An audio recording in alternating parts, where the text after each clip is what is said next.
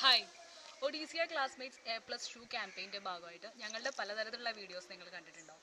പലതരത്തിൽ A+ കിട്ടിയ കുട്ടികളെ, സിലബസിലല്ലാതെ A+ കിട്ടിയ കുട്ടികളെ ഞങ്ങൾ അവതരിപ്പിച്ചിട്ടുണ്ട്. ഇന്ന് ഞങ്ങൾക്ക് കൃഷിയിൽ A+ കിട്ടിയ ഒരു കുട്ടിയെ അവതരിപ്പിക്കാനുണ്ട്. അസിൽ കോഴിക്കോട് മുക്കത്തിനടുത്താണ് അവൻ്റെ വീട്. 7ാം ക്ലാസ് വിദ്യാർത്ഥിനിയാണ്. നിങ്ങളിപ്പോൾ എനിക്ക് പിറകിലുള്ള ഈ ഒരു എന്താ പറയുക, ചെറിയ കൃഷിത്തോട്ടം അവൻ്റെയാണ്. അവൻ ഒറ്റയ്ക്കാണ് ഈ കൃഷി ചെയ്യുന്നത്. അപ്പോൾ അവൻ്റെ ചില കാര്യങ്ങൾ നമുക്ക് ചോദിക്കാം. ഇതാണ് അസിൽ. അപ്പോൾ മോനെ പറഞ്ഞു, എന്താന്ന് വെച്ചാൽ ഇത്തരം കുട്ടികളെ കണ്ടിട്ടില്ല. മോനെ അറിയായിരിക്കുമല്ലോ, മോൻ്റെ പ്രായത്തിലുള്ള കുട്ടികൾ മറ്റ് ഗെയിംസ് കളിക്കുക, അത് കളിക്കുക, ഇത് കളിക്കുക, ആ രീതിയിലേ പോകാറുള്ളൂ. ഈ കൃഷി തുടങ്ങാൻ മോൻ്റെ മോട്ടിവേഷൻ എന്തായിരുന്നു? എൻ്റെ മോട്ടിവേഷൻ എന്ന് പറഞ്ഞാൽ എൻ്റെ ഫാമിലിയാണ്. എൻ്റെ ഫാമിലിയുള്ള എല്ലാവരും കൃഷി ഭയങ്കര താല്പര്യമുള്ള ആൾക്കാരാണ്. അതുകൊണ്ടാണ് ഞാൻ കൃഷിയിലേക്ക് കിടക്കാൻ കാരണം. എനിക്ക് ചെറുപ്പം മുതലേ കൃഷി ചെയ്യാൻ ഭയങ്കര ആഗ്രഹമുണ്ട്.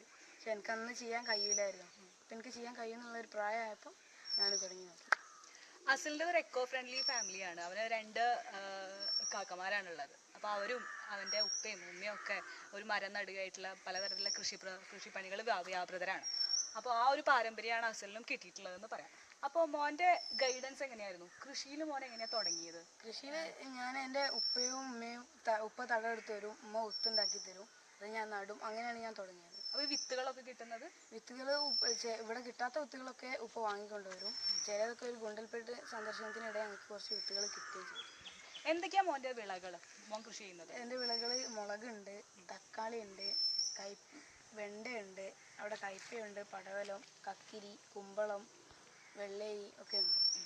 ഇതിൽ പെസ്റ്റിസൈഡ്സ് എന്തെങ്കിലും മോൻ യൂസ് ചെയ്യാറുണ്ടോ? ഇല്ല, പെസ്റ്റിസൈഡ്സ് ഒന്നും യൂസ് ചെയ്യാറില്ല. മുഴുവനായും ജൈവമാണ്. കാരണം എന്താണെന്ന് വെച്ചാൽ ഞാൻ കൃഷി തുടങ്ങുന്നതിന് വേറൊരു കാരണം കൂടിയുണ്ട്. നമുക്ക് ഷോപ്പുകളിൽ നിന്നൊക്കെ കിട്ടാറുള്ളത് വിഷം അടിച്ചിട്ടുള്ള പച്ചക്കറികളാണ്. നമ്മൾ വീട്ടിലുണ്ടാക്കുമ്പോൾ അതിൽ വിഷം അടിക്കരുത്. കാരണം നമ്മൾ ഉണ്ടാക്കുന്നത് എന്തെങ്കിലും ഒരു ലക്ഷ്യമാണ്. ആ ലക്ഷ്യം എന്ന് പറഞ്ഞാൽ വിഷമില്ലാത്ത പച്ചക്കറികൾ കഴിക്കുക എന്നുള്ളത്. നല്ലൊരു വിഷൻ്റെ ഭാഗമായിട്ടാണ് അവനത് തുടങ്ങുന്നത് തന്നെ. ഇത്തരം ഒരു വലിയൊരു കാര്യം അവന് പറയാനുണ്ട്, മുൻപോട്ട് വെക്കാനുണ്ട് ലോകത്തിന്. അപ്പോൾ അവൻ്റെ വിളകളൊക്കെ നമുക്ക് പരിചയപ്പെടുത്തും.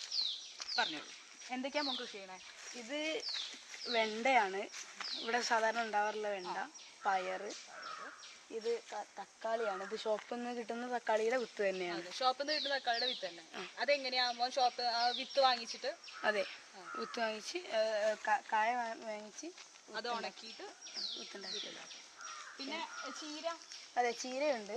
ഈ ഒരു ചുവന്ന രൂപത്തിലുള്ള ചീരയുണ്ട്. പിന്നെ മധുരച്ചീര എന്ന് പറഞ്ഞിട്ടുള്ള ചീര.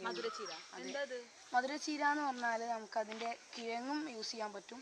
അതിന്റെ ഇലകൾ നമുക്ക് തോരൻ വെക്കുകയും ചെയ്യാം. അതെ, അപ്പോൾ കിഴങ്ങും യൂസ് ചെയ്യാൻ പറ്റും. മധുരക്കിഴങ്ങ് പോലെ ഇലകൾ കൊണ്ട് നമുക്ക് തോരൻ ഉപ്പേരി പോലെ വെക്കാനും പറ്റും. അതാണ് അവൻ പറയണത്. പിന്നെ കഴിഞ്ഞോ? ഇല്ലല്ലോ.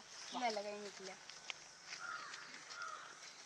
ഇതെന്ന് പറഞ്ഞാൽ നമ്മൾ ഗുണ്ടൽപേട്ട് പോയ സന്ദർശനത്തിനിടെ ഞങ്ങൾക്ക് കിട്ടിയതാണ്. അവിടെയുള്ള മാധവേട്ടൻ എന്ന് പറഞ്ഞൊരു ചേട്ടൻ ഞങ്ങൾക്ക് സമ്മാനിച്ചതാണ്. ഇത് ഒരു കുറച്ചുകൂടി ഇവിടെ ഉള്ളതിനേക്കാൾ കുറച്ചുകൂടി നീണ്ട കുമ്പളങ്ങളാണ്. എന്താ വെച്ചാൽ മാധവേട്ടൻ എന്ന് പറയുന്ന അവൻ്റെ ഒരു ഫാമിലി ഫ്രണ്ട് സമ്മാനിച്ചതാണ്. നമ്മൾ സാധാരണ കാണുന്ന കുമ്പളമല്ല, കുറച്ചുകൂടെ വലിയ കുമ്പളമാണ്. അതിൻ്റെ മൂത്ത ഇനം ഇവിടെ ഉണ്ട്. അതവൻ വിത്തിന് വേണ്ടി ഉണ്ടാക്കിയതാണോ? അത് വീട്ടിലേക്ക് കൊണ്ടുവന്നപ്പോൾ ഉമ്മ എനിക്ക് വിത്താക്കി തന്നതാണ്. വീട്ടിലേക്ക് കൊണ്ടുവന്നപ്പോൾ വിത്താക്കി തന്നതാണ്. അതിൻ്റെ വലുതാണ്.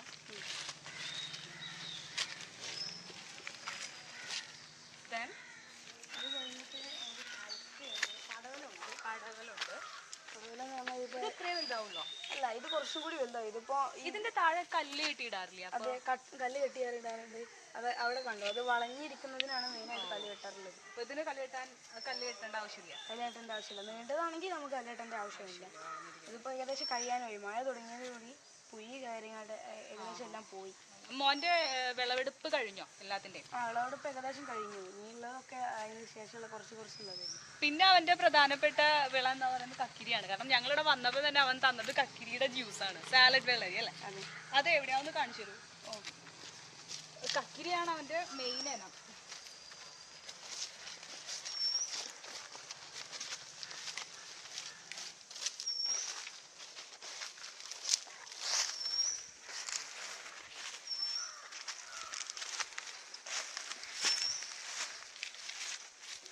ഇതാണ് കക്കിരി.